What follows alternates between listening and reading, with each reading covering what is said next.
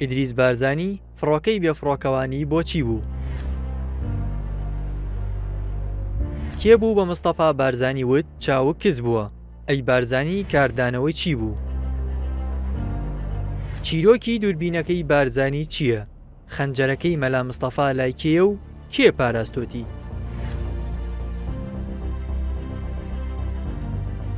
ڕۆژی چوارشەممە تێبی ژەنەراڵ بارزانی لە یادەوەری هەندێک کەسایەتی کورد و بیانیدا کە نووسەر و ڕۆژنامەنووس کاوە ئەمین نووسیوێتی بڵاو کرایەوە. لە بەشێکی کتێبەکەیدا کاوە ئەمین باسی چاوپێکەوتنێکی لەگەڵ جەمال عەلەمدار نوێنەری شۆڕشی ئەیلول دەکات کە ناوبراو چەند نامەیەکی ئیدریس بارزانی پیشانداوە کە داوا لە شۆڕش دەکات فڕۆکەی بێفڕۆکەوان بکڕن و TNT لێ ببەستن، دواتر لە نێو کێڵگە نەوتیەکانی کەرکووکدا بیتەقێننەوە.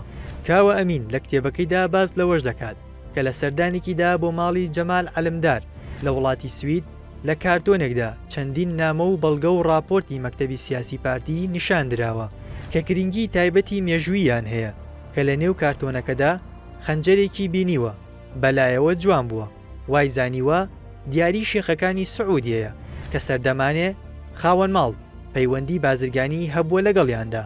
بەڵام جەمال عەلەمدار پێی دەڵێت ئەوە خەنجەری جەنەراڵ بارزانیە کە لە یەکێک لە سەفەرەکانی بۆ کوردستان کە هێشتا خوێندکار بووە پێشکەشی کردووە.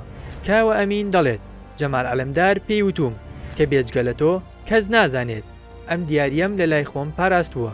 هەر لەم کتێبەدا جەمال عەلەمدار ئاماژە بەوە دەکات کە لە سەردانێکیدا بۆ لای بارزانی بەسەرهاتی دووربینەکەی بۆ دەگێڕێتەوە و پێی وتووە کە ئەو دووربینەی لە ساڵانی سیەکانەوە تاوەکو شەستەکان مۆڵگە و هێرشی دوژمنانی پێدەستنیشان کردووە و سەری تێدا چووە.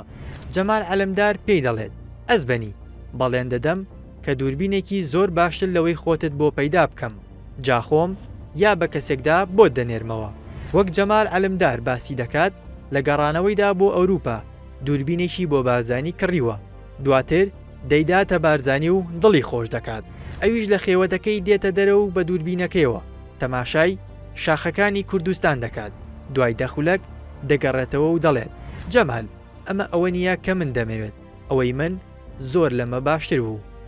جەمال عەلەمدار سەری سوور دەمێنێت کە چۆن دەبێت باشترین دووربینی ئەو سەردەما لە دووربینێکی ساڵی سیەکان باشتر نەبێت. ناوبراو دەگێڕێتەوانێ کە نەختێک خۆی هێناوە و بردووە، پاشان ڕووی لە بارزانی کردووە و وتویەتی ئەزبەنی ئەتوانم شتێک بڵێم و تووڕەژ نەبیت؟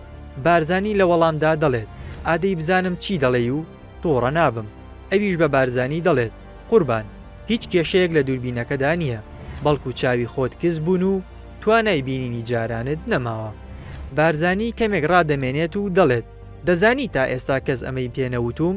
کاوە ئەمین نووسەری کتێبەکە لەسەر ئەم بەسەرهاتە نووسیوێتی بەسەرهاتەکەی عەلەمدار و دووربینەکەی بارزانی ئەوەمان نیشان دەدات کە چەند گرنگە ڕاوێژکار و ئەوانەی لە چواردەوری سەرۆکەکانن ڕازگۆ بن. هەروەها دەنووسێت بەڵێ بارزانی دوای 74 ساڵ بەو کەژوکێوانەوە چاوەکانی کەس دەبن، بەڵام ئایا کەس زاتی ئەوەی کردووە پێی بڵێت؟